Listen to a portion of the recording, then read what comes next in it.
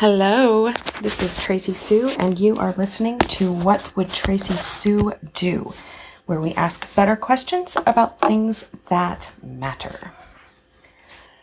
Whew, okay, the world has gone mad.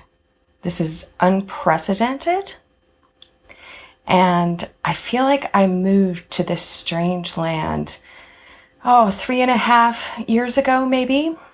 And I want to share with you the things that I've learned along the way and the new perceptions that I have of the world and the way that we're doing things.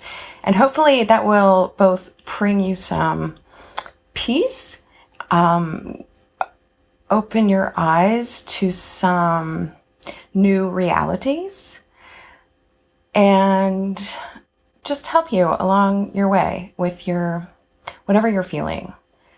When I say that I moved here 3 to 4 years ago, I had this sense that things were not right, that the way we are doing things are they're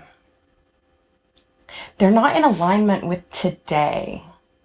They're not in alignment with today in terms of how we are operating in the world, how our economics are working, who is running the show, the messages are being delivered. And I had this moment where I just had this sense that this is not working.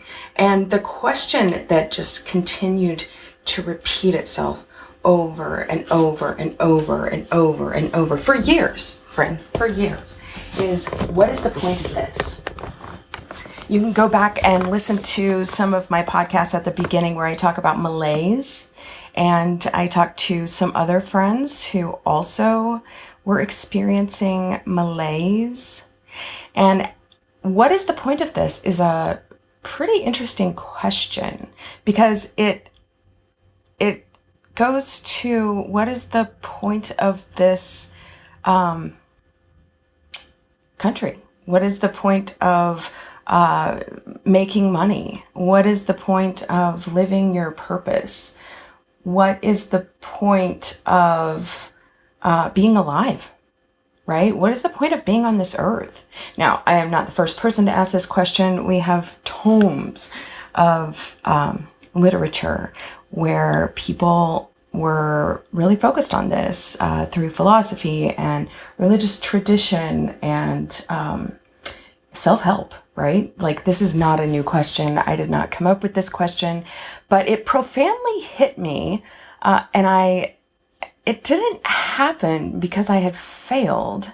It happened because I had succeeded and I didn't get what I wanted.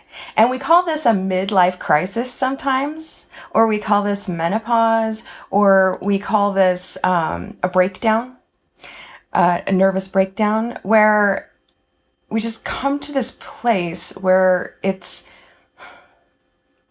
you've got the house, you've got the 2 kids, you've got the money, you've got the job, you've got the white picket fence, whatever it is that you've been seeking in your life. And then you look around and you go, wait, what is the point of this? Why did I want this? Why isn't this working anymore? And it's interesting because, it's not so much a depression. Certainly this can lead to depression, but it's a shift. Like, it's a shift in your consciousness, and it will no longer wait. It must be addressed. And I think this happens at various points in our lives where it's time to reevaluate. It's time to reevaluate how we're living, who we're doing life with, what we believe, how we take care of ourselves, how we take care of others, what our goals are, what our intentions are. So I've been centering my life around intentions since 9/11. Well, first there was a massive breakdown as my entire life crumbled. right in front of my face. It just exploded when I saw those towers. It just exploded, and it was trauma. And trauma is often where you are so desperate to get relief from pain and anxiety that you are on your knees begging, begging for help. And that started me on a path. It started me on a spiritual path. It started me on a journey where I became very aware of myself, my motivation, or divine, or universe, however you want to describe that. What is the point of being alive, right? We're in this right now. And some things definitely strike me that are, I feel like I've felt this coming for a long time. And what's interesting in myself is there's like a relief, right? There's a relief because now I know what it is that I was so anxious about. Now I know what it is that was going to happen. And of course, I don't know everything, but along the way, I've developed some skills to find my way to peace. And I've also, discovered some truths that have evolved in the way that we're running our economy, in the way that we're running our country, in the way that we're running the world. I've just had this very enlightenment, if you will, about the fact that we're global, that our tribal ideas of country and state are not as useful as they once were, because our economy, and we can see this now, right? This virus really brings to mind that this is global, that to simply side with what we're told is American is not going to work anymore, because we can see, understand, interact, witness, participate in the effects of what we do on the entire planet, on the entire globe. Right? So we're talking about global resources when we talk about our resource issue. We're not talking about the United States resources. We're talking about global resources. We're talking about our shared atmosphere, our shared economy, our shared political realities, right? So this is new. This is very new. The internet has provided new information. And as we can import anything we want from anywhere in the world with a click of the button, we can see where our belongings come from, where our food comes from. And that brings with it some new questions about what we're doing and our effect on other people. So I hope that we can bring that to mind, right? I hope that we can see that what we're talking about when we're talking about how we run our political system it's a global issue, right? The President of the United States, our elected officials, they do not simply determine the economics of the United States. They determine the economics of the world. And because we have so much power, that puts responsibility in our hands for how that goes. We can no longer be isolationists and say, well, we're just worried about ourselves, because we can't, because we're the top consumer on the planet. Our economics determine the economics of every other living person on this planet, which brings us to much more vast questions about how we're living, what we're consuming, what we're seeing as success, how we are applying our own values. So there are a few things that I have really spent a great deal of time, months, years, pondering. And I would like to rephrase some things. I think that's where I want to start. I would like to rephrase some things. So every religious tradition and culture on the planet has said something similar to the golden rule. Do unto others as you would have them do unto you. Love your neighbor as yourself. Karma, what you put out there comes back to you. First, do no harm is the first principle in how to safely and conscientiously practice medicine. Okay, I do not like this. I don't like this because it is repeated so often, and so often in practice, it is misapplied based on false information. So when we are looking at the world through the lens that people looked through,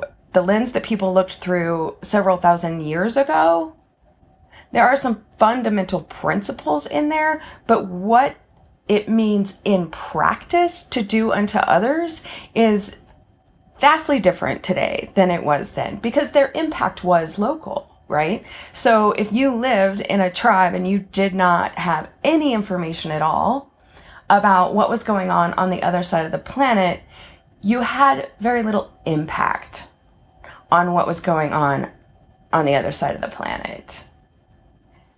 But now there are direct ties to impact. So you can no longer have the lens that was had several thousand years ago.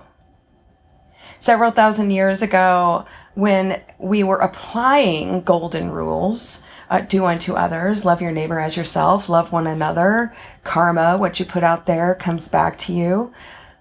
When we were applying that, we did not have the scientific method. We did not understand the physical laws that govern the earth, the atmosphere, the way the planets move. So we can look to those pieces of wisdom as core values, but we cannot look through the lens of that reality. If we are operating through the lens of that reality, we will be creating massacre and genocide and horrendous, terrible, horrible things to other people. And we can no longer ignore that, because we each individually have access to all the information, all of it. We have access to what is happening in the Middle East. We have access to what is happening in South America. We have access to the information about how our need to have produce in off seasons is affecting the village where we are buying that produce, right? We have so much information that it's very difficult to process through lenses of groups of people who didn't have very much information at all. So what I realized in my own self stay-at-home quarantine, really, where I had to sit down with myself and reevaluate based on today's reality, what exactly is the truth, and how does this really manifest, and what is the point of this, right? What is the point of this? So I have found some things that I have found more useful, more helpful when I am focusing on these questions. Now, they're the same questions people have been asking forever, but because they're new phrases or new words, and they have not been used over and over and over for various political and economic reasons to manipulate me, they carry more impact as a litmus test to hone in on what my true values are and the practical application of those. So, in place of the golden rule phrasing, right? Do unto others, love thy neighbor as thyself. The golden rule phrasing. In place of that, what I find more helpful is the value, what I want for myself, I want for everyone. What I want for myself, I want for everyone. Now, I did not come up with this phrase. I cannot remember where I read it, but it has really helped me. What I want for myself, I want for everyone. Because I now have information about how my purchases, how my energy use, how our political system truly does impact other people. That increases the responsibility for me as a human being in my actions in the world. I cannot pretend that the people several thousand years ago were having the same experience regarding their actions. And how this is applied is very manipulated, right? So we have been being manipulated by misapplication and repeated messaging from media and marketing and advertising and news and false news and economic leaders and corporatists. Everybody has an agenda. And so these phrases, including religion has an agenda. It has a very clear agenda. And its impact on the globe is, quite frankly, quite irresponsible, considering the information we have access to today regarding science, regarding economics, regarding trade, regarding welfare of others. We have access to the information, so we cannot look to an organization of any type and simply follow what they tell us to do and also be in alignment with our values, the core values, because they have an agenda. The messaging is manipulated. So what I want for myself, I want for everyone. Now, we are inundated right now with so much messaging. Who are we going to bail out, right? In our political system, in our economic system, who are we going to bail out? Are we going to bail out these mega monopolies that are global and just apply the word American to them when it suits us, when we want to bail them out, but they don't have to pay taxes because they're not truly based in America? Like, what exactly are we going to do there, and what is that going to benefit? So if you follow the dollar, right? Always follow the dollar, follow the money, follow the whatever currency that is. And who is really benefiting from this, right? Is it people? Because we are a nation of people who have chosen to govern ourselves for the people, by the people, right? So does this benefit an organization? An organization is not the people. And who is controlling that? Who benefits from that, right? So when you're determining what you're going to buy at the grocery store, how much you're going to leave on the shelf for other people, how you're going to vote, what kind of stimulus package you're going to be in favor of. A more helpful question is, or a more helpful value statement is, what I want for myself, I want for everyone. What I want for myself, I want for everyone. Because at this point, we have been so often manipulated and so often abused with the same phrasing over and over and over that they no longer carry an authentic vibration of truth. They're no longer good words to judge our choices and behavior and values by. What I want for myself, I want for everyone. What I want for myself, I want for everyone, and then make a list of what those things are. I want healthcare. I want shelter. I want a little spending money. I want safe schools. I want safe neighborhoods. I want access to education for my children. I want access to higher education for my children without bankrupting them before they even start their adult lives. I want access to a fair way to make a living that does not operate on a very old system that no longer applies to the information age, right? A 9-to-5 is dead. It's so dead. We're never going back to that. The agrarian culture is dead. We're never going back to that. We live in an information age. I want that to work economically for all of the human beings who are doing that. We live in a global economy. It matters to me how laborers who are manufacturing goods across the world, around the world, are treated. Because what I want for myself, I want for everyone. I want choices. I want to use plant medicine and self-medicine, plant medicine that I choose to use by myself. I want that to be legal and accessible, right? So we've been allowing big pharma to control what kind of medications or herbs or plant medicines we use. For what reason? For economic gain for the big pharma.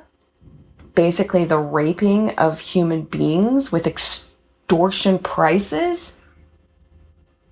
What I want for myself, I want for everyone.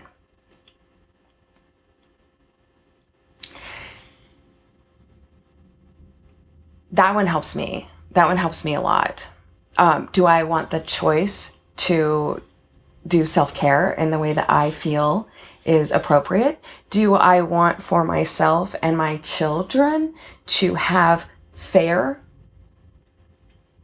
equity between genders?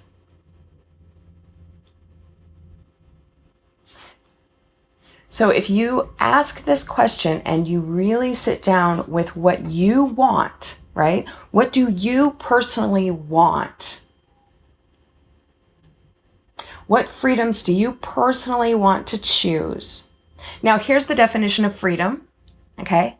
Freedom is not your right to own as many weapons as you want so you can arm yourself like a country, right? That's not the definition of freedom. The definition of freedom is, in my analysis, in my sitting with myself and deciding what I think is fair, what my value is, you can do anything you want as long as it doesn't harm other living people. You can do anything you want as long as it doesn't harm other living people. When it begins to harm other people, then it becomes an issue. When it begins to harm other people, it becomes an issue. And then you have to look at the question again. What I want for myself, I want for everyone. What I want for my children, I want for everyone.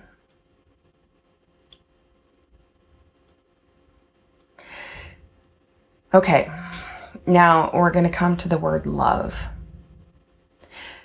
This word has been so abused and used that I've come to have a little bit of contempt for it. We use it so inappropriately that I do not think that it is truly beneficial to describe much of anything. Some cultures have many, many, many different words for the word love. I think they're probably more on target. But I have been loved in some really gross and abusive and manipulative ways. And you have too. This word has defined judgment, control, manipulation, emotional blackmail, belonging, criticism, and the high that you get when you're in a new relationship and you're flooded with oxytocin, right? That is not indicative of who will be a good partner for you. The word love has kept, oh my gosh, so many people in terribly abusive and violent relationships. The word love has been used to manipulate members of certain faiths, all faiths, of the populace, right? The word love more often refers to some kind of judgment or control. I don't like what you're doing, so I'm going to control your behavior. And then I'm going to say, it's because I love you. God told me to. No. I'm going to want something different for you than I want for myself because God said so. No. There is no way that any kind of bigotry can be blamed on God. No way, absolutely zero way that any kind of bigotry, which is bias against someone who is different from you, biased against whatever any organization says is right or wrong, okay, that is not love. That is control, and it is judgment, and it is manipulation.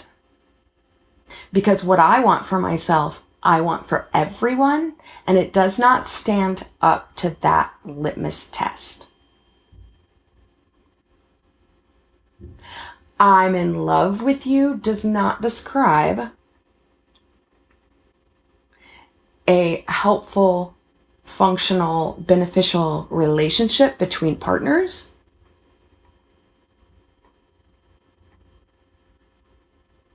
It is so often used to actually mean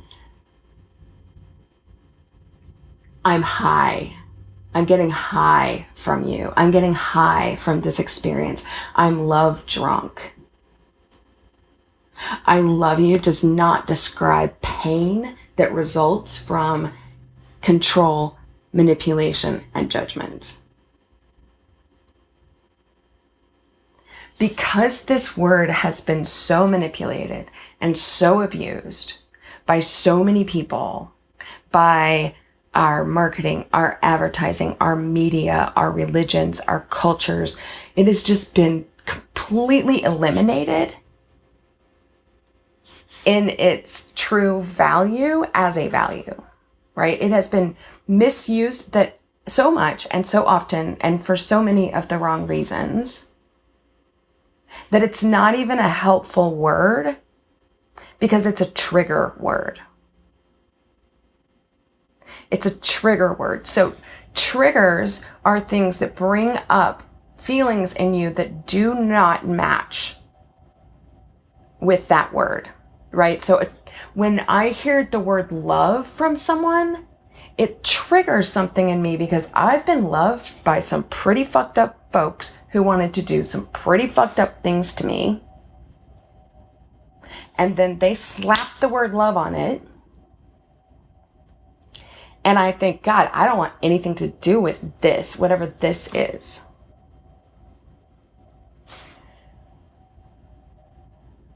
I enjoy other words that are more descriptive, that are more true to what you truly are experiencing or what is truly happening to you, right? So it often strikes me that people, oh, well, I love them. But really, the other person isn't feeling loved, right? Now, we are not responsible for what other people are feeling, but when people are giving us information that says you are making me feel controlled, you're making me feel judged, You're making me feel like a piece of shit. Like, and we have that information. The kind thing is to take that information in and ask yourself, again, go back to the phrase, what I want for myself, I want for everyone. Is this what I want for myself? Now, we have some very core things that all human beings, no matter where they are in the world, what culture they live in, they're human needs, right? They're just human needs. Animals even need this, right? Like, these are things that every human needs. So these are belonging and connection, right? Belonging and connection. If you are withholding belonging and connection from another human being, it is cruelty. Think about the harshest, most torturous thing that we do to the worst criminals. We isolate them. We withhold belonging and connection of all kinds. It is the biggest cruelty we can think of. It's the most punitive thing that we can think of. So if you are withholding belonging or judging to the point where the other person is begging for mercy or shutting them out of your group or your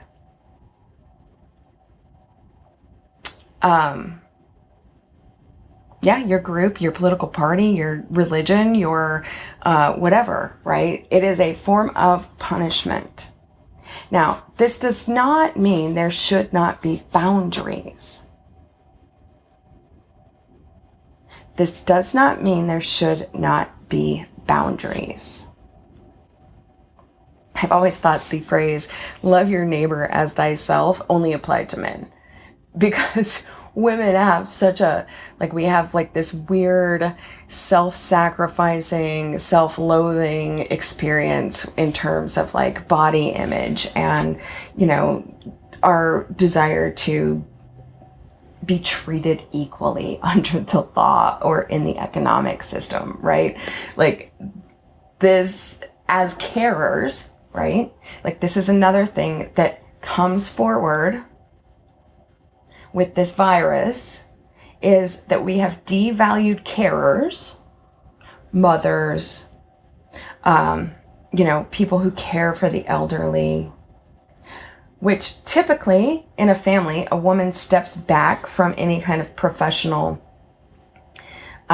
situation that she might have worked hard for with her education and, before she had a family. She steps back and then we immediately devalue her to the point where she cannot survive. So we have placed such a low value on carers. And then we have called that fair because they didn't participate in the workplace. The same thing with aging adults, right? The daughter steps forward to care. And not all cultures on the planet do this, by the way, right? Not all cultures on the planet eliminate the economic or cultural or social value of carers. Most first world countries have found a balance where a mother can take time off work without being financially penalized. Does this line up with your core value? Is that love, right? So if you have family values, for instance, I love this phrase. Oh my God. If you have family values and you are voting against the Family Leave Act, right? If you're voting against any sustenance, if you're voting against any sustenance provided for carers of the family, you do not have family values. If you are pro-life and you disagree with abortion, to be in alignment with that value, you cannot vote against the things we have information about, right? We know why women choose this because they tell us exactly why. If you become a mother, you will earn 30% less. You increase your likelihood of poverty. Our healthcare system is such that the maternal health rate is pathetic. Our healthcare system is so detrimental to women in general. We now have information that we did not have 46 years ago.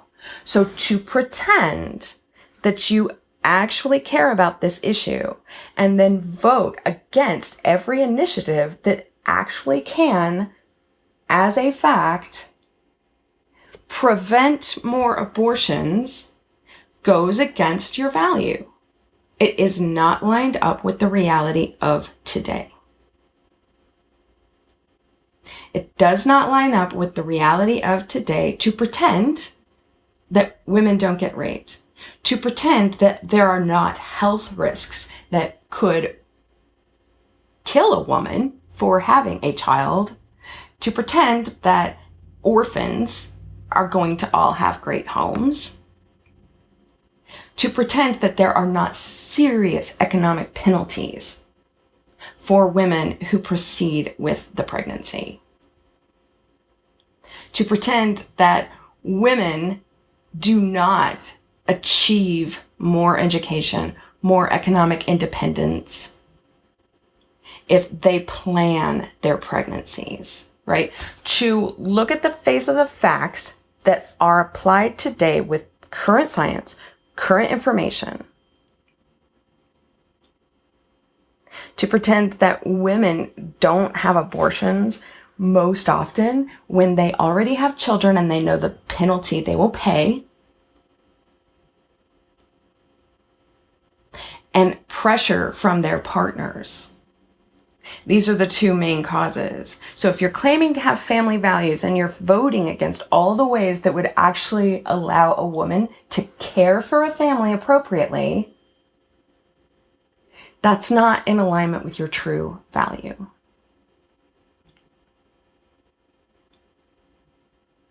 Another thing that is a litmus test for me, right? It's a test that I can hold up. Okay, here is a centering question that will help me determine what I truly care about and what I truly believe, is the war in heaven, right? So in the Bible, there's this massive war in heaven, and God's two favorite angels, Lucifer and Jesus, right? They, or was it Michael? No, it was Jesus, right? They're having this disagreement about how humanity should be run. Okay. And Lucifer, Satan, says, I think we should make everybody do what they should do because it will cause more peace and love and light in their life and they won't be in chronic pain. Right. And then Jesus says, no, I think they should be able to choose. They should be able to choose. So, when I'm looking at that, I'm saying, okay, well, then I need to be pro-choice, right? I need to let other people govern their bodies. I need to let other people govern their choices. And then if I'm going to treat them as myself, I don't want to penalize them for going through with what I think is right. What I want for myself, I want for everyone. I want the choice to do with my body what I want to do with my body. I do not want to be penalized for going through with a pregnancy. I do not want anyone to take power who could force me to have an abortion, and to pretend that's not a reality is to deny truth. It's to deny all facts. that's already happening on the planet. So I have to re-look at that, and I have to re-decide. See, this right now is a period of re-choosing. Re-choosing how we're going to allot resources. Re-choosing how we are going to allot power. Re-choosing how we're going to live. Re-choosing what our values are. Re-choosing the language we apply to those values. Re-choosing the barrier for that. Re-choosing who we'll spend our time with. Re-choosing how we will make money and how we will spend it. Re-choosing based on our true impact to other people and whether that really truly does align with our own values.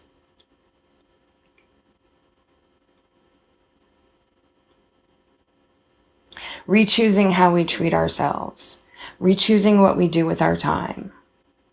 Re-choosing what goal we're chasing. This is a period where we will re-choose everything. We will re-choose everything.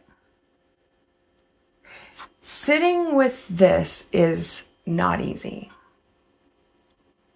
Sitting with your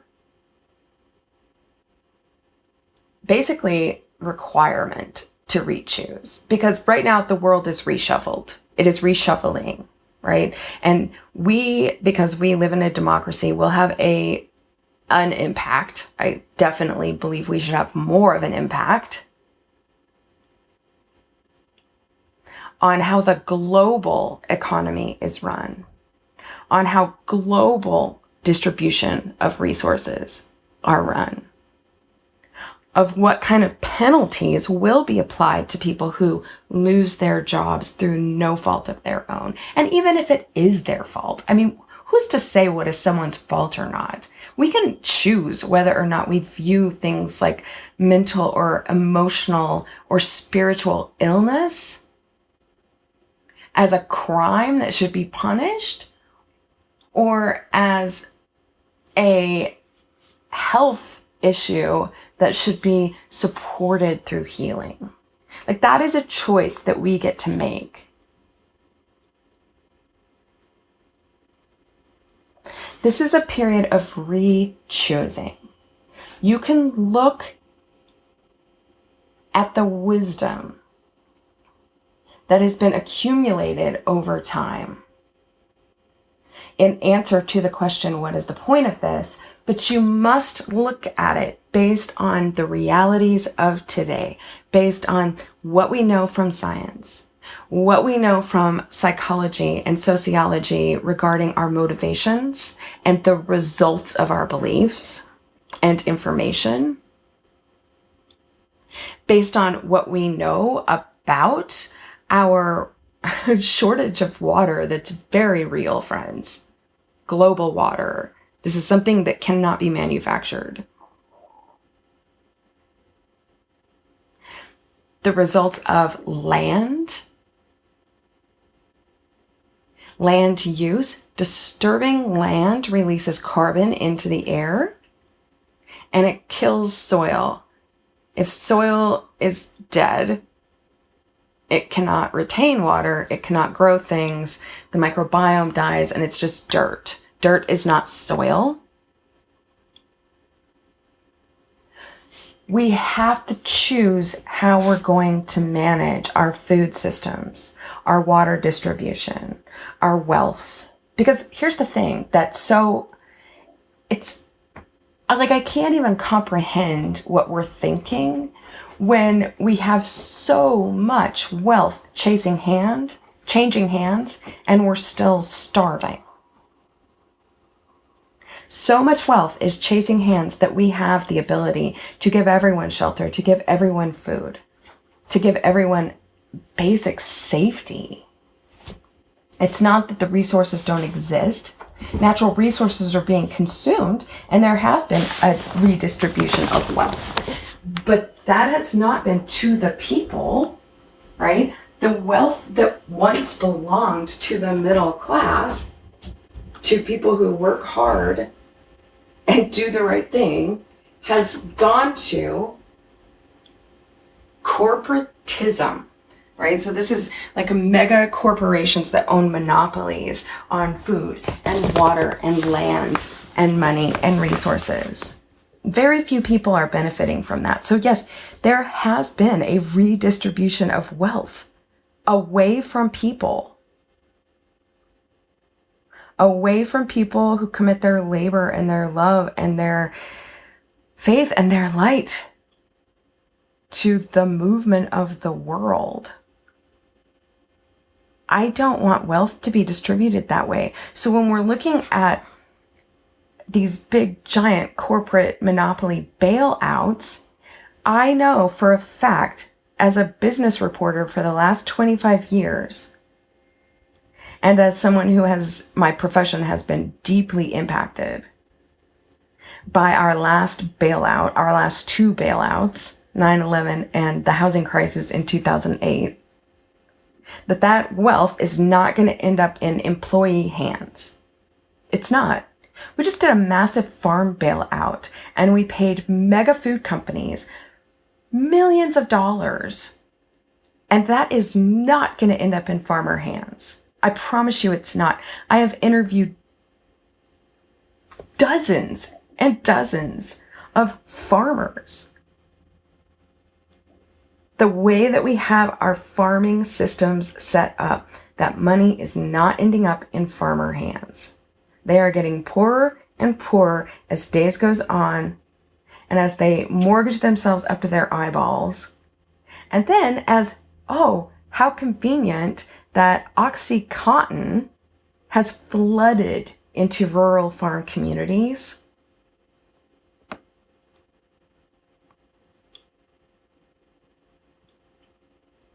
These are not coincidences. And we have enough facts now. See, that's the thing.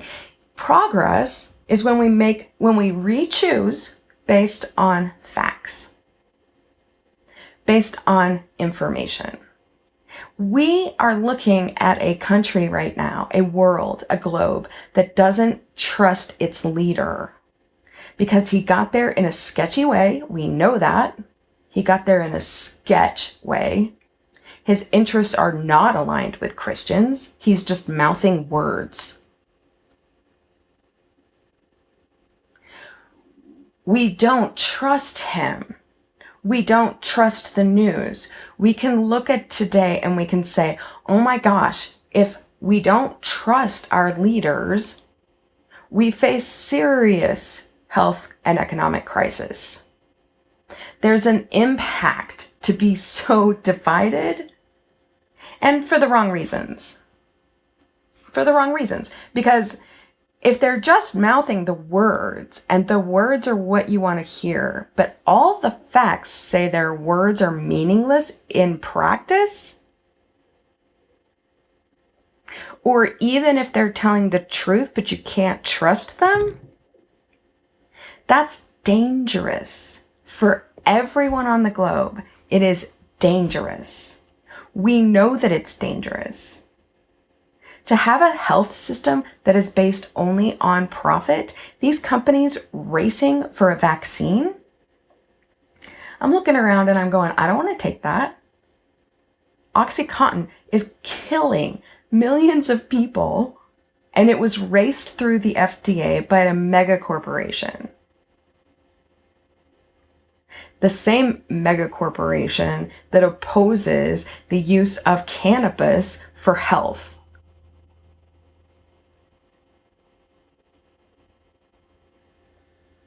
The same corporation that is coming up with the quote unquote cure for OxyContin or opiate addiction. We have other plant medicines that are under attack. No, you can't use that. Why? Well, follow the money. Here's why. Because this big giant corporation doesn't benefit if you use that plant medicine.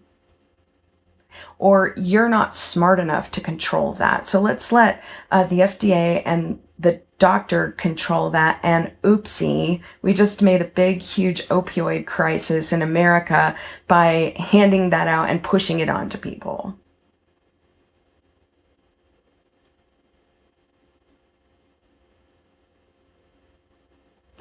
Your party has been hijacked by really bad people doing really bad things. And at one point in time, we didn't have enough information to really understand these bigger issues, these bigger global players. But we don't have that excuse anymore because information is out there and we get to completely 100% choose whether we're getting our information from extreme hawkers, clickbait,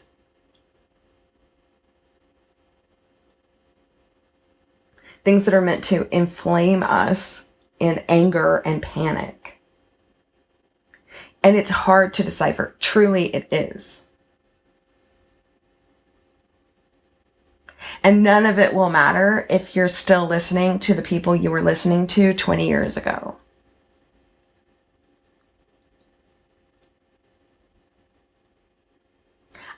Because our economics have changed so drastically. And when I say economics, I mean the way goods are moved, the way dollars are spent, the way dollars are earned, the way we've automated, the way we've moved online, the way we've moved from an employee 9-to-5 economy to an information economy and this self-employed 1099.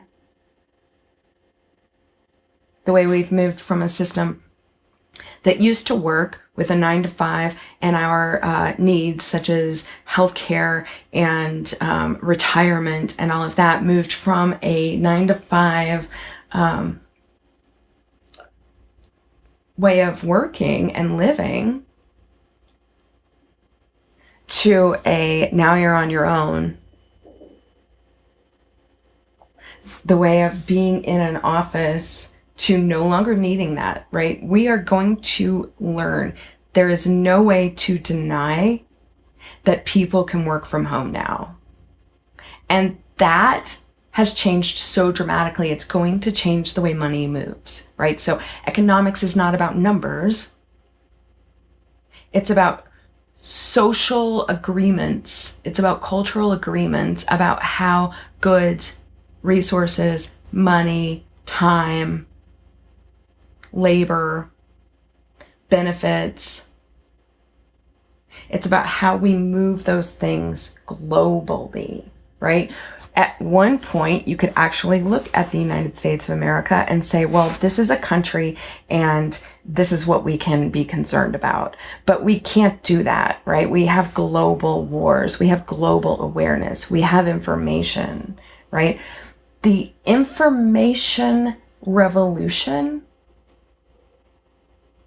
has changed everything. And if your values or your litmus test, right, what you hold your values up against is the same as it was then, you will not be abiding by your values.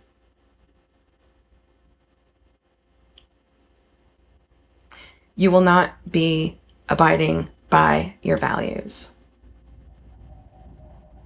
Okay, so there's some catchphrases that are garbage, all right? Some catchphrases that are garbage would be, you can control your feelings. Guess who controls their feelings? Addicts control their feelings. Sociopaths just ignore whatever feeling they might have access to. Narcissists, not great with feelings of others, right? So no empathy. Bad things happen to people who try to control their feelings. Depression, anxiety, addiction, behaviors that are really destructive to self and others. Controlling other people. If you want to control your feelings and it affects other people. You're trying to control other people. Feelings are not meant to be controlled. They are meant to be felt. Now, what you do with those feelings is actually the thing that you determine by your values, right? So the values are core to how you control your feelings, because you don't deny that you're scared. You just look at the fact that you're scared and then you say, what am I going to do with this? You don't deny that you're angry. You just look at your anger and you say, what am I going to do with this? And it's confusing, right? Because there's so much noise. What are you supposed to do with it? People who shove it down, who won't feel it, who think that they're choosing love, when really they're just shutting themselves up, right? They're just saying, shut up, I'm not going to listen to you. Bad things happen. Relationships are destroyed, addiction, they drink too much. There are all kinds of ways to control your feelings. And I'll tell you, I've had experience with this. I was a smoker for a long time, and I was a committed smoker. I mean, we're talking 20 years here, maybe more, probably more. I mean, yes, more, definitely more. And smoking is a repetitive, compulsive act that is an addiction, and it is an attempt to control your feelings, right? So I had this in 2000. I don't know. I didn't smoke when I was pregnant, but man, the second I had those babies, I started smoking. And I wanted to stop, but I still wanted to control my feelings, right? I wanted to deny them. I didn't want to feel what I felt. There were things coming up in me that I did not know how to handle, right? I didn't know what to do with them. So I took this medication called Chantix. If you're trying to quit smoking, I do recommend it. And I ran this online chat group that just kind of organically happened on a blog that I wrote about taking Chantix. And thousands of people were going through this process with me, trying to quit smoking while taking Chantix. And people were having this extreme emotional reaction. And they were blaming this medication, Chantix, for the anger and fear and anxiety and sadness and trauma that was coming up. But what I realized was a couple things. One is that when you stop behaviors that are meant to control your feelings, all the feelings you shoved down and refused to look at, refused to feel, refused to do anything about it, will come back up. They're going to come back up. They have to leave your body. They have to leave your being. They have to leave your mind. They have to leave your heart. They have to leave your soul. The only way for them to do that is to come up and feel them. Right? Which is why you then go, fuck this. I'm going back to smoking. After 9/11, I can't even describe. I witnessed 9/11. I was 8 months pregnant. I witnessed the second plane hitting the second tower. I lived in New York City at the time. I had a baby 3 weeks later. Oh, y'all, I can't describe to you the level of anxiety that I experienced after that. Oh, kind of makes me choke up to even think about how much pain and anxiety I was in. And so I tried to get help. I went to the doctor and they gave me Xanax. That was their solution. Here, take this Xanax. Take this Xanax. Take this Xanax. And I would go back and I would say, this isn't working, right? So the way it was we have a fight or flight response in our bodies, right? And that is meant to protect us. It's meant for us to get ourselves away from fear, right? Fight or flight. Now we've added or paralysis, right? And I happen to suffer from the paralysis part. But essentially, like this alarm goes off in your body and your nervous system goes into this extreme panic. And the result of the trauma that I witnessed, that I went through, was that my switch got turned on and I couldn't figure out how to turn it off.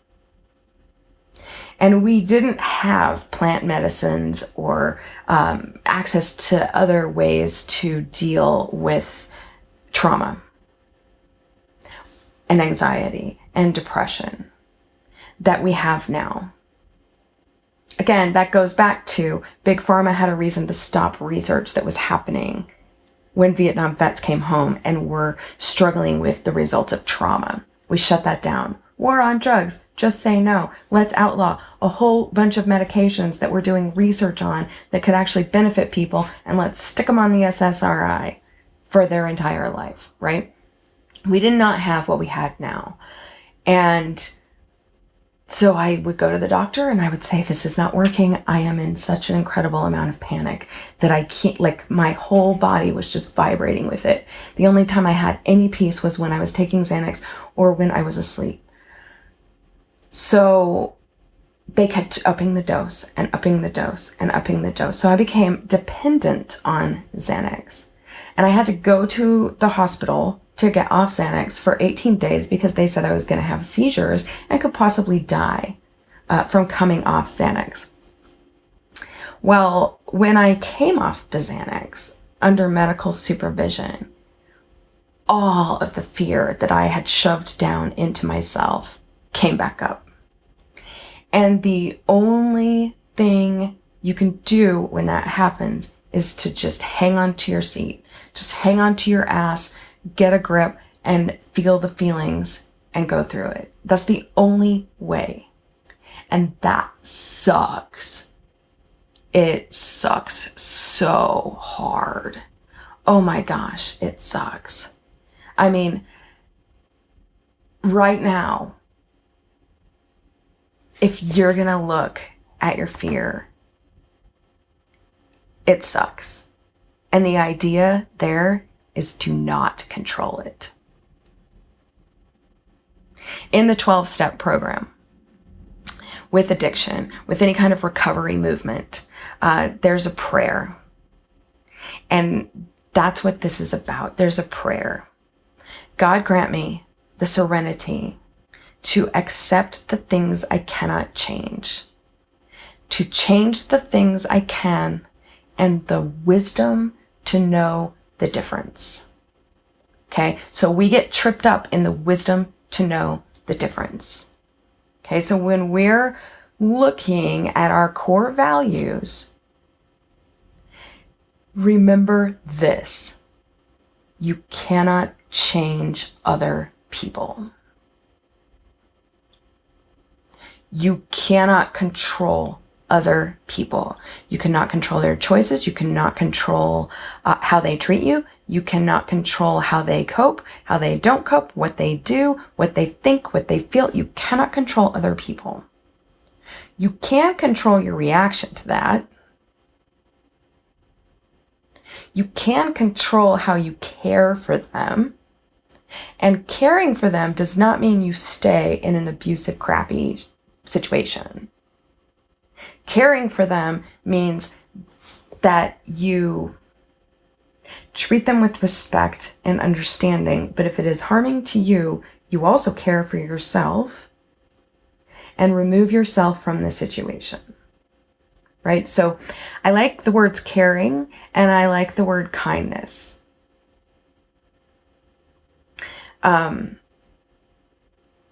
We are often very unkind to ourselves in caring for others. Certainly, this is one of my issues. You must be caring and kind to yourself. And if you feel unworthy of it, here's a question, here's a value, here's something that can bring you to center and get a perspective on the line, okay? Does everyone on the planet deserve kindness? Yes, everyone on the planet deserves kindness. Then does it follow that you yourself deserve kindness? Yes, it follows that you yourself deserve kindness. So if you're struggling with how you should be treating others, what you should want for yourself and what you should want for others, and how to control your feelings or how to control your behavior. You deserve kindness. Do others deserve kindness?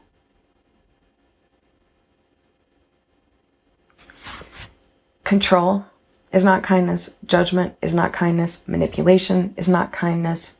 Emotional blackmail is not kindness. Nice is not kindness. Silence when things are going down that are not cool is not kindness. Pretending you don't have information that you have access to, not kindness. Do not control your feelings. Surrender your control, right? We all have a need to control. There are functional, healthy things that you can do with these feelings that will then have a positive result on your life. Okay? So you cannot control your feelings, but you can choose what you do with those. Okay? So feelings need to leave your body somehow. Here's some things that I have found.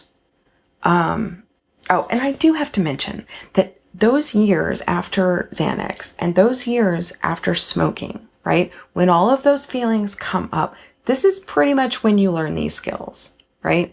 The idea is just don't give in to the temptation, or if you do, quickly forgive yourself, right? Forgiveness is not permission. It is not acceptance of crappy behavior. It is kindness, right? It is kindness. Abuse is judgment, control, criticism, manipulation.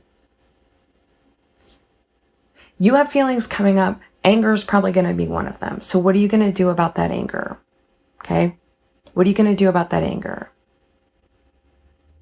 Where is it safe for you to let that leave your body? Screaming at other people? Nope.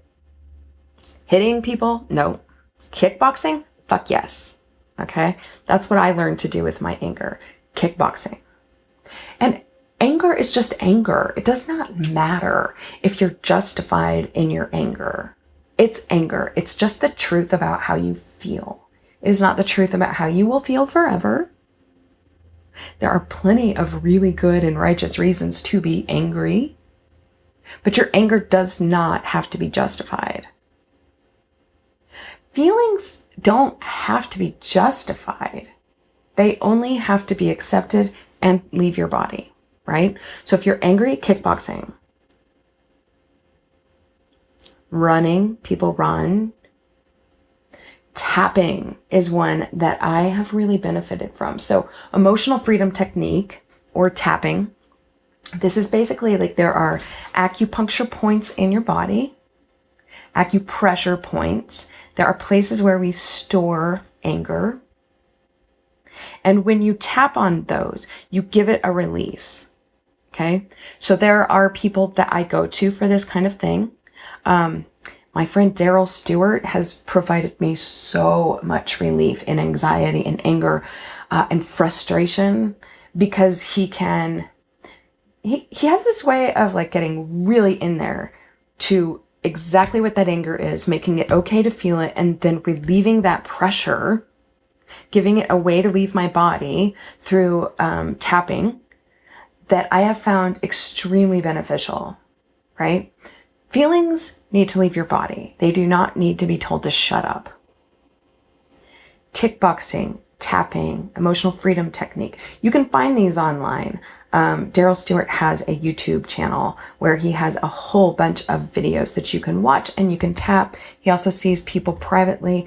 I have done this over Skype, over the phone. There are a lot of resources where you can do this. What do you do with anxiety, right? Anxiety is interesting because it's often fear of the future or an inability to make a choice can produce anxiety, or just fear about the reality that we're going through right now. There's a lot of unknowns, and a lot of bad things can happen in unknowns. A lot of good things can happen in unknowns. And our desire to control that it's valid, it's credible, it's legitimate. There are legitimate reasons to be afraid right now of all sorts of things, of your money, of your family, of your people that you're caring for, of your own health. There are many things that you can legitimately be afraid of right now. And there are also ways that you can not control them, not control your anger, not control your feelings, not shut yourself up, not shut other people up, but that will bring you more peace, okay? That will soothe and calm your soul. There are ways that you can get energy healing online, distance energy healing. There are therapists that you can get online now. And I have really benefited from some YouTube channels that I have found over the last few years. I have found ASMR. ASMR is a brain response that some people have. I don't know how many people have it, but I definitely have it. And it is a way to provide yourself kindness, because essentially you're watching other people receive and give kindness. And it's something that happens in your brain. And they don't really know exactly what that is, if it's attached to being nurtured and cared for, and kindness and touch and feel good, right? It will relax your brain in a way that I have not experienced from other things on a basis that you can count on. Okay, so if you're going to seek peace from monkey mind, which is what the yogis call that crap in your mind that's just and your brain can get tripped up on things. It can cycle through that anxiety, right? Control your thoughts. You'll manifest what you think. That is such a surface level of how this works, and it's not dependable. You want something that you can replicate over and over and over, so that you can go back as a touchstone and say, I'm feeling anxious. What can I do? I'm feeling anxious. What can I do? What can I do that surrenders this anxiety? How can I give myself peace? How can I calm myself? Okay. ASMR. I love the ones where you can literally get energy work ASMR style, and it's surprisingly effective. Okay. I have been shocked at how effective it is. Watching someone else get a head massage produces these really good endorphins and tingly feelings through my whole body. When I am watching ASMR, I get to a state of non-thought that I guess I've achieved in meditation, but it's a struggle to get there.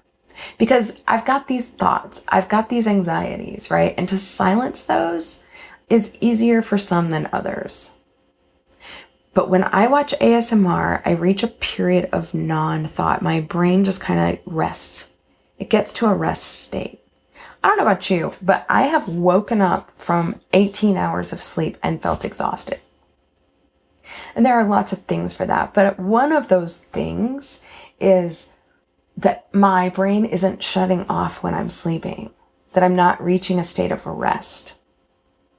And I'm often doing spiritual work in my sleep. So I might be praying, or I might be what they call traveling, right? So being on a spiritual plane and processing information, that can be exhausting. But when I watch ASMR, my brain reaches a state of rest. Now in the afternoons, when there's a reset period, I have never been good at the 20-minute nap.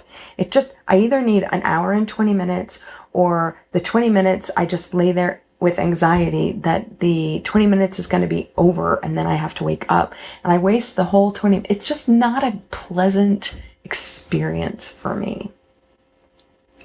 But watching ASMR for 20, 30 minutes, that actually refreshes my brain. Okay, so you're a mammal. Mammals have physical responses to trauma. They have physical responses to anxiety, threat. Okay, so if your brain gets a few minutes of rest, that's a win. That's a win. Movement releases all of that feeling from your body. Okay, so exercise. Yoga is incredible. Because, okay, so if you go to the gym a lot, but you haven't tried yoga and you're like, well, how am I going to get my weight training in and my aerobics in and get strength training? Yoga. All right, yoga is one of the first things I found that quieted my anxiety. And here's the thing. If you are thinking thoughts outside of yoga, you will fall down. Yoga is very hard, actually. It's very hard. It is very strength training. It takes a lot of focus and balance. So if your monkey mind is going, you'll fall down. Like it's hard. And it's one of those things where you don't get quote unquote good at yoga, right? Take the modification. Don't injure yourself. It's a way to shut your mind off while allowing your body to release feelings. You release feelings. Again, any rest that your brain can get is a good thing. Any movement that you can use to release feelings instead of shoving them down with a cigarette. Like a cigarette is, I'm not going to feel this. Food is, I'm not going to feel this. I need to calm myself, right? So you feel temporarily calm, but you have not eliminated or released that feeling. You have not surrendered to it. Movement, however, allows it to leave your body. It also produces chemicals that just shoot oxytocin and endorphins into your brain, right? Into your body, into your brain. So you're releasing the bad feelings. You're getting a surge of good feelings. Now, I used to believe that I did not like exercise. And then I read a study, and this is an example of the more information you get, the better choice you can make. If you rely on old information, you're not making a good choice. So I read this study that said your children will imitate, or children learn from action, okay? And if you're shoving your feelings down, they're going to learn to shove their feelings down. If you can show them that it's okay to feel something and here's what you do with that, they're going to have a much better life because they'll be less likely for escape mechanisms like addiction. Okay, so I read this study that said if you're a mother, your daughter will repeat your health habits. And if you're a father, your son will repeat your health habits. And I, at the time, was overweight, drinking, smoking, eating, not dealing with my feelings because I had gone through this incredible trauma, right? I've had some instances in my life that have been extreme in their trauma.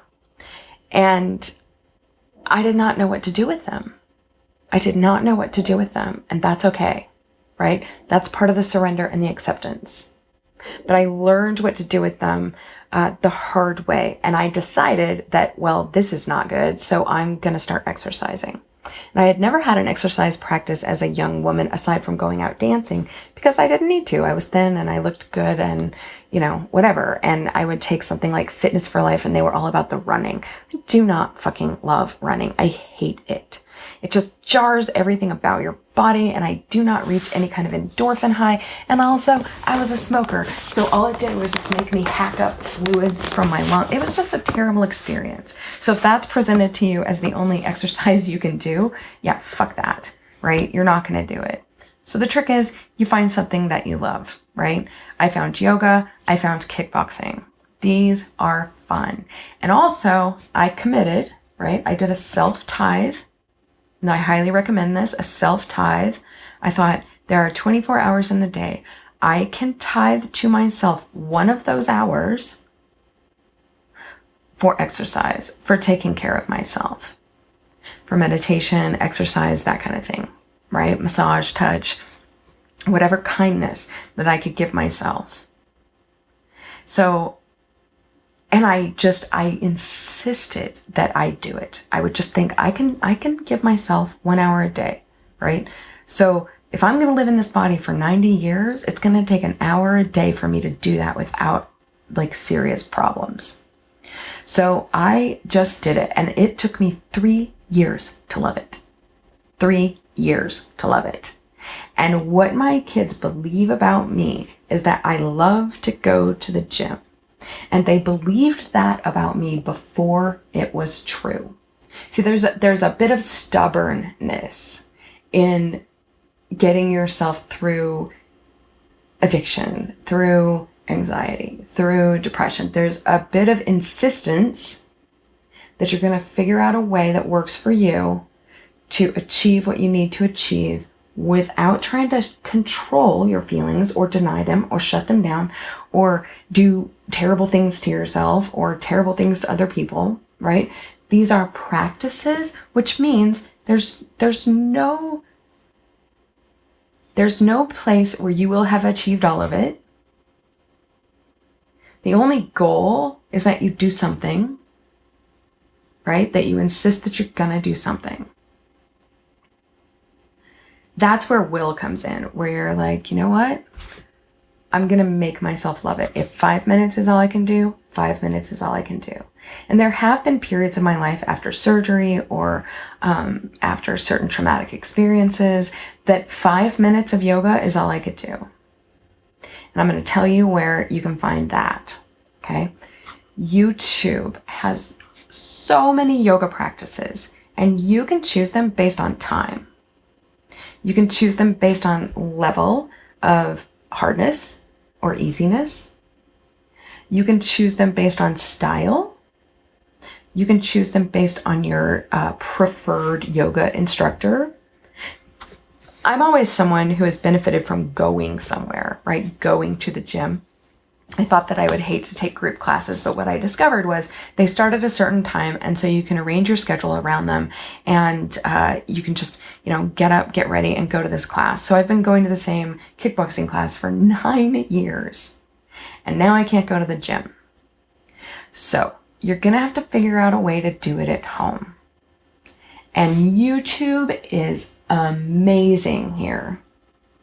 YouTube is phenomenal for yoga practice.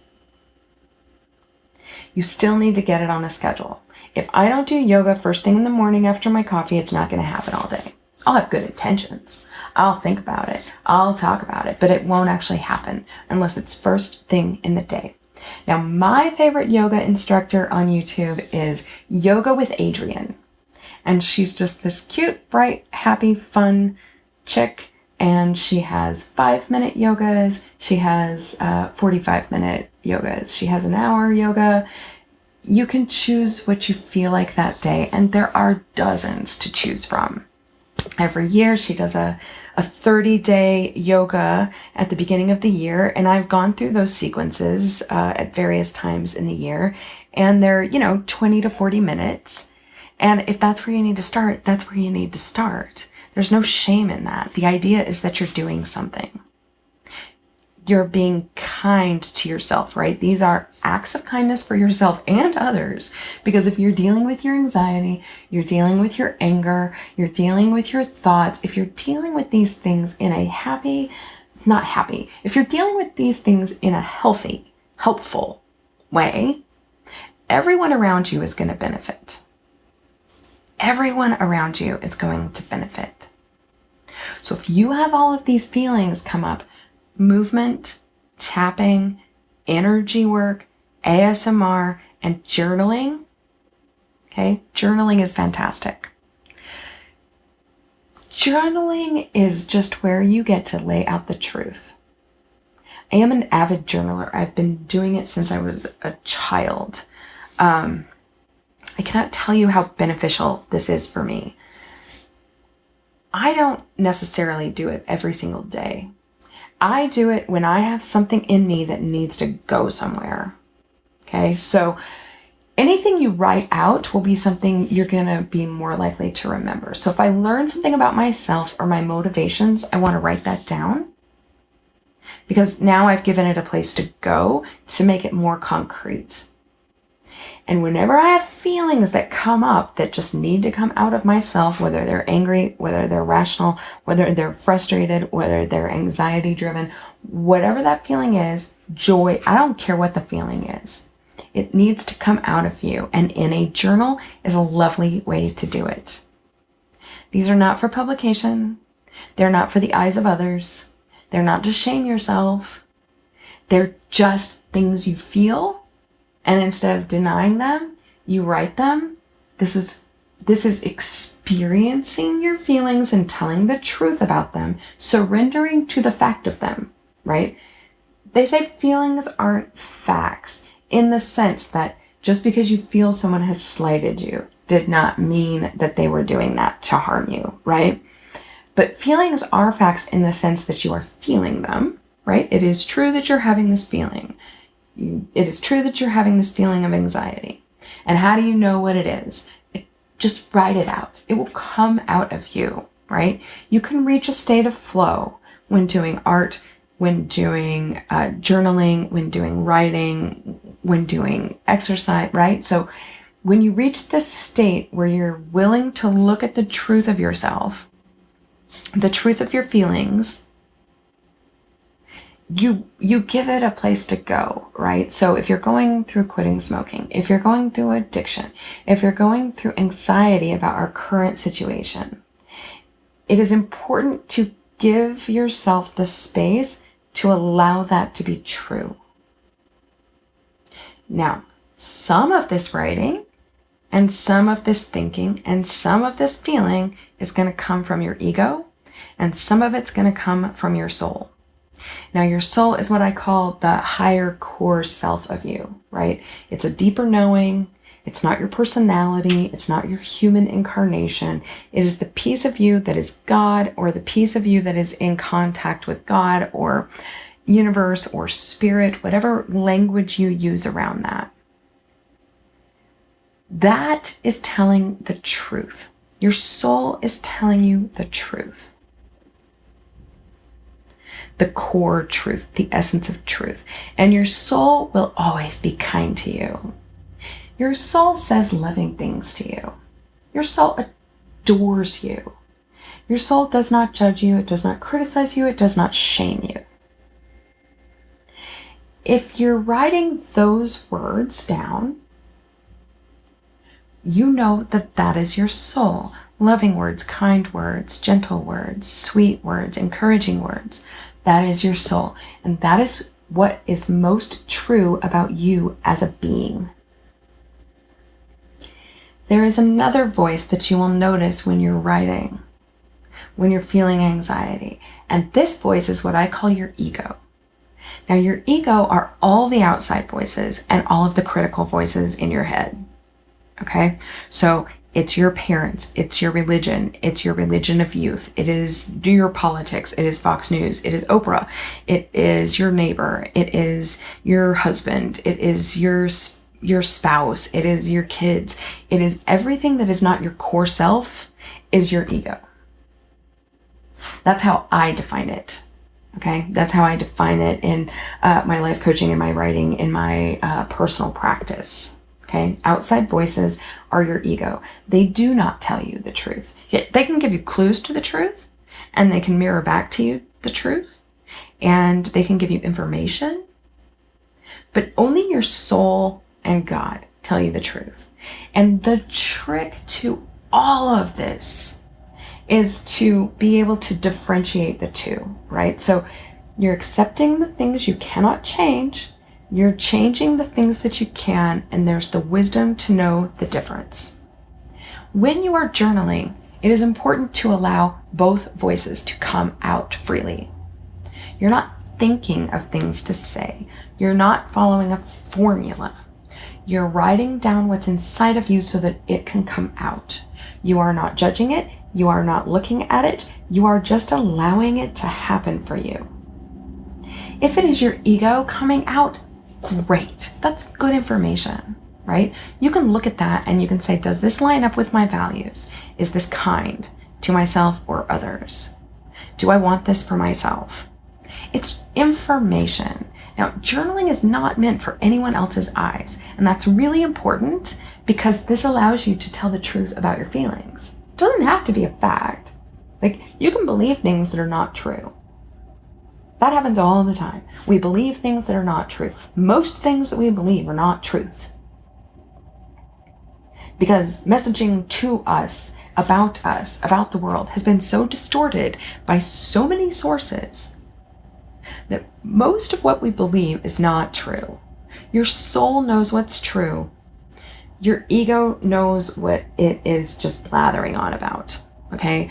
Journaling allows both. I have this exercise that I do with people, that I do with myself, and it's called Soul versus Ego Smackdown. And it helps you figure out which voice is your soul and which voice is your ego. Neither are told to shut up. Okay, you do not silence your ego. When you silence your ego, you end up doing terrible things to yourself and terrible things to others. You do not silence your ego. You give it the space to think, to feel, to express itself. You give your soul that space as well. So in this practice, we go into a meditation, inviting only your soul and God to speak, okay? Now, when I use the word God, I am not talking about an institution that claims to have direct access to God that you need to listen to. That is an institution. It is not God. God is a separate thing that you personally have access to, and your access needs to supersede all other things, all other outside sources. A religion is an outside source. Media, advertising, marketing, even Oprah, it's an outside source, okay? Other gurus, it is an outside source. All of it is an outside source. When you declare dominion over your own being, your thoughts, your energy, your selfness, right? You declare that and you invite only your soul and God to speak. Only your soul and God to speak. And when you get into that meditative state and you allow whatever to come out, miracles can happen. Truth can be revealed. Shifts in perception take place. Then you allow your ego to have its say about that, right?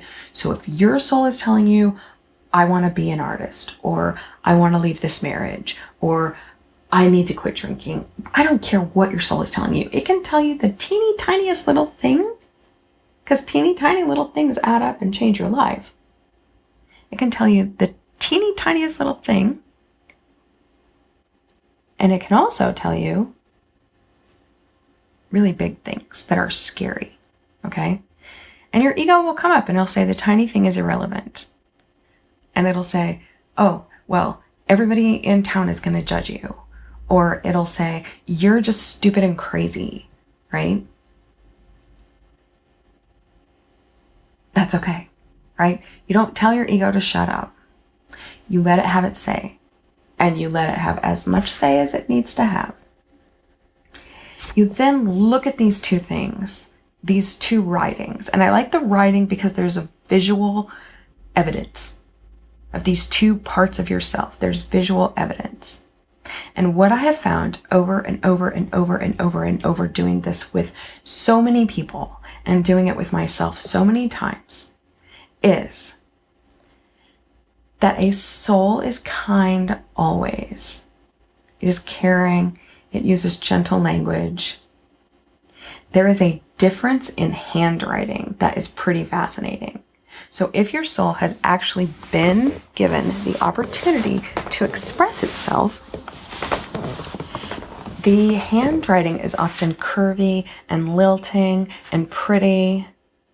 And the ego's handwriting is hard-pressed, scribbly, angry. It uses mean words. It uses judgment and criticism. It calls names a lot. boy, it calls names a lot. And when you look at that, often you will see, really mean things, like really cruel things. The ego can be cruel. The soul is never cruel. God is never cruel. So when you're looking at that, you can see, okay, that's my ego. This is my soul. And then you get to choose. If you ask your soul for direction, it will be offered to you. You get to choose. You get to choose. You can choose your soul. You can choose your ego. That's what free will is. Okay? Free will is you get to choose. Now you can use this for any situation in your life. You can use this for asking yourself what your true values are, how you're going to make decisions, what you're going to invest in, what you care about. You can choose this about patterns. You can choose this about relationships.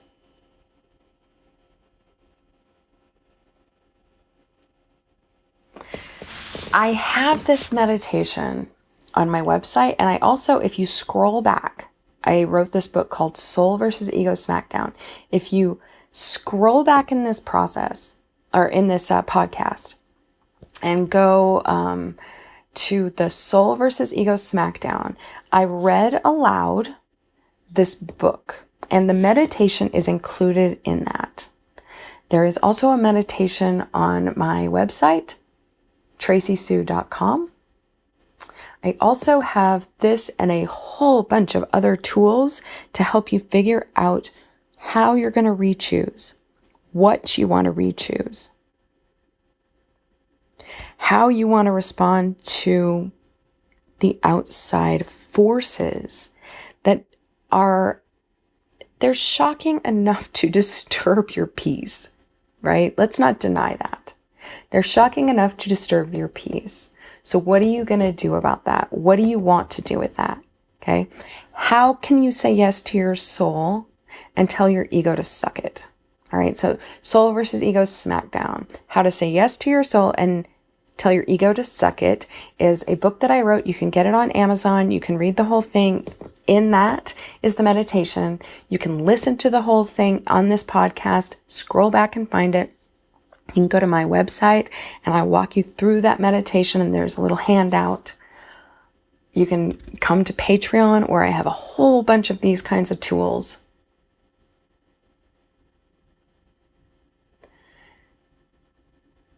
Let's review.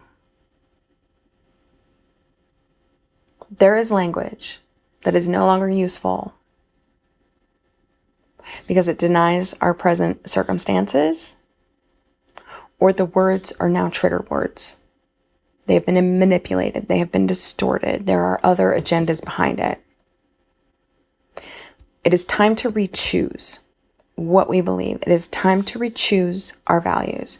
It is time to re-choose how we're going to live, how we're going to spend our days, who we're going to be in relationship with, how we're going to treat ourselves, how we're going to treat others, how we're going to distribute money, how we're going to distribute resources. What are our rights? What are not our rights? Okay? What I want for myself, I want for everyone. Love, not a useful word. What's behind that word? Is it control? Is it judgment? Is it criticism? Is it withholding of belonging? Is it punitive? Is it anger? Is it manipulation? Right? It's not a useful, is it a high? It's not a useful word because it means too many things to carry any meaning anymore. What are the other words that you really mean? Kindness, caring,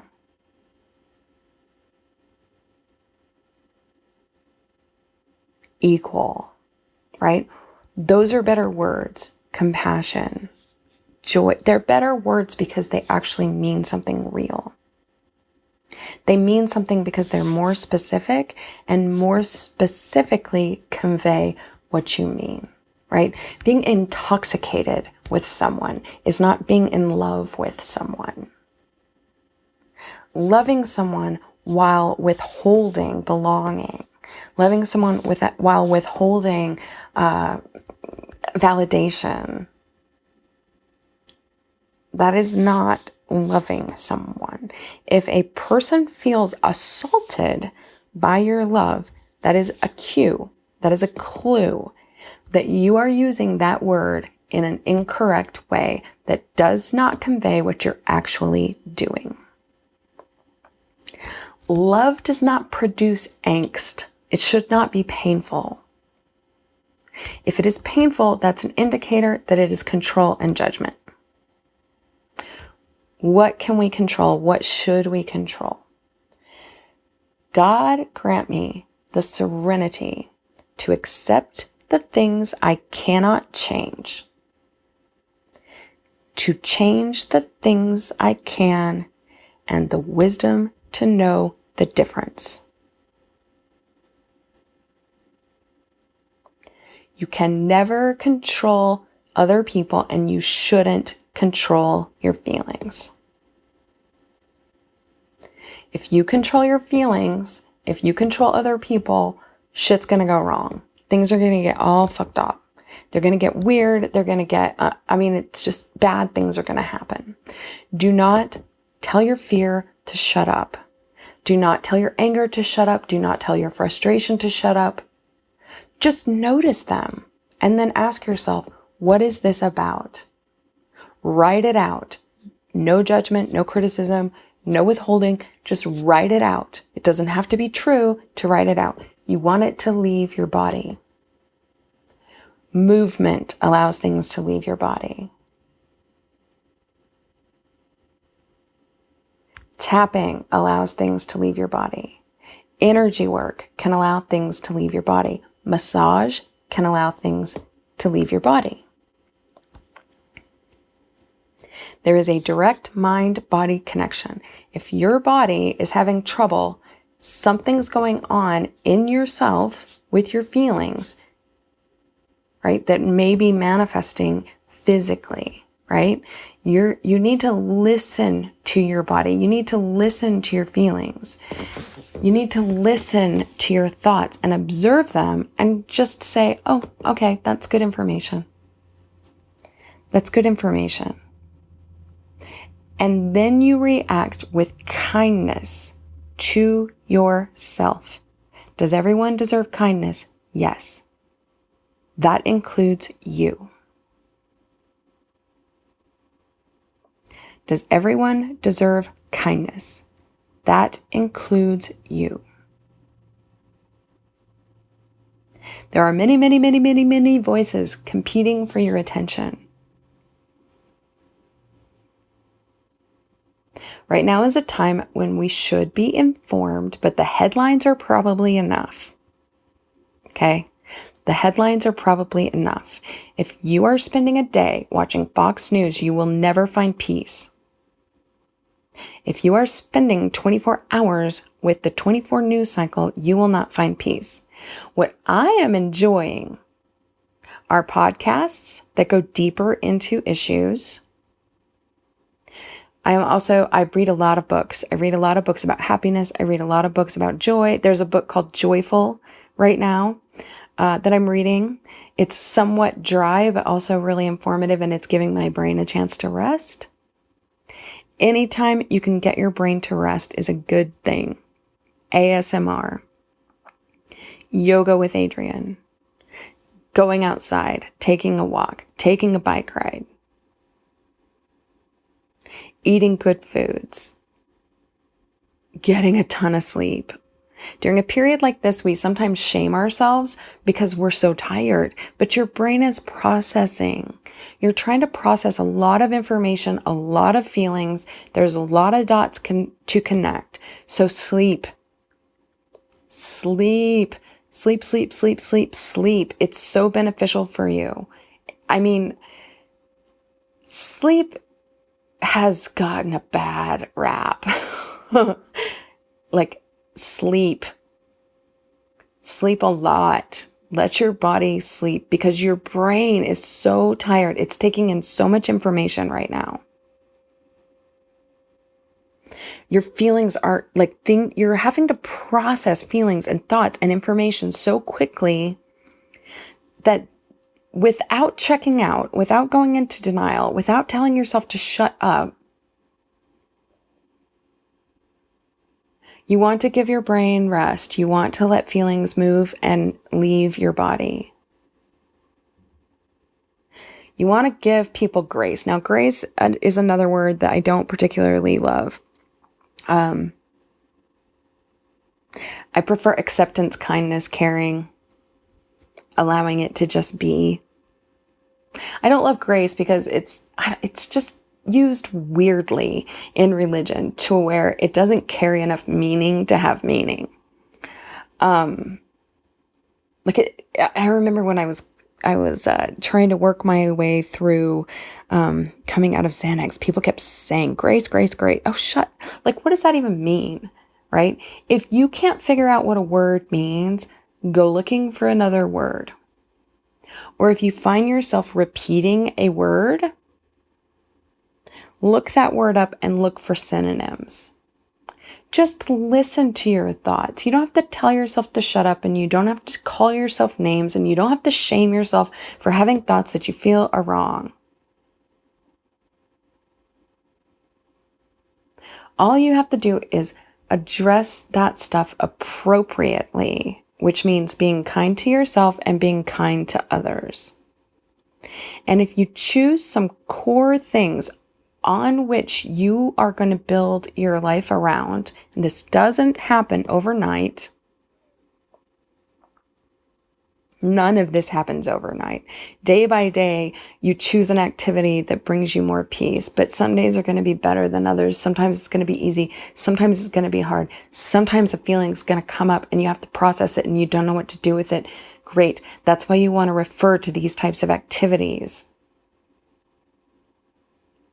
They're just information.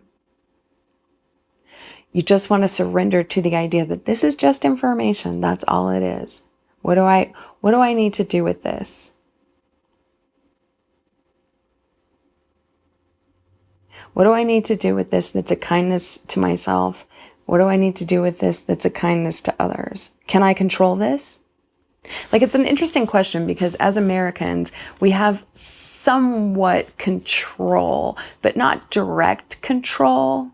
So, we have this system that's got kind of wonky ways that we do elections. They're different in every town. We have these ways that we determine how things are run, but they're being manipulated by higher forces, right? So there's a delicate balance between what you can control and what you cannot control. People say you can control your thoughts, you can control your feelings. Don't do it. That's how addicts become addicts. You can control your actions. You can control your behaviors.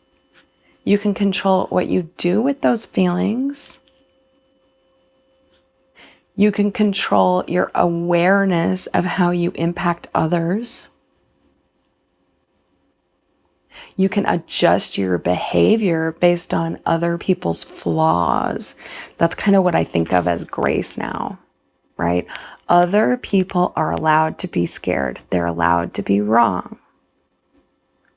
They're allowed to do things in ways that you don't like.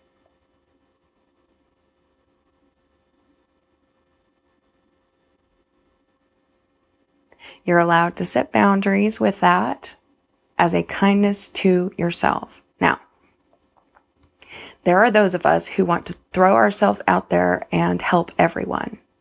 Don't. If you burn out, it's not, I need an extra nap. Burnout is for reals.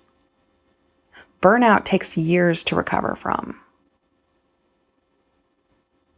Burnout is a problem, like a pretty significant problem. So don't. You need to put your own mask on. You're not going to be helpful to other people if you're not eating right, if you're not getting exercise, if you're not getting peace in yourself. Healthcare workers are going to be thrown into this. Self-care is care for everyone. Self-kindness is kindness to everyone. That's not selfishness, okay?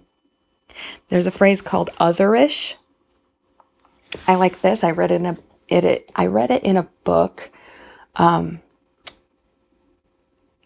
think the book was called Give and Take, and it talks about otherish, which is not selfishness and it's not self-sacrifice. It's otherish. It is I help others, but not at a cost to myself necessarily. If you're helping others at a cost to your health, you'll have no stamina. You won't be able to maintain it, right? Marathoners do not go full force at the beginning of the race. They know they have to moderate their workout. They know they have to conserve their energy. You need to conserve your energy and make sure that you're taking care of yourself first. Because if you don't, you're going to run out. You're going to exhaust yourself. As someone who has burned out, you don't want to do that. Like it's not a joke. Your body will respond with a compromised immune system. Stress is killing people. We are killing ourselves with stress. That's one of the cues. That's one of the things we know about we're doing this wrong, right? We're doing this wrong. Because if you're killing yourself just to survive, we're doing this wrong. If stress is so extreme that your body is having a revolt, you're doing it wrong. As a culture, as a society in America, we can look at the number of illnesses caused by stress and know we're doing this wrong. What we're doing isn't working. It's time to do something else. And I've given you a whole bunch of ways that you can try something different. Try something different than what you've been doing. And we're going to be forced to do that. So it's just a matter of which thing you can try that provides you the most peace and the most benefit. Stay well. Take care of yourselves.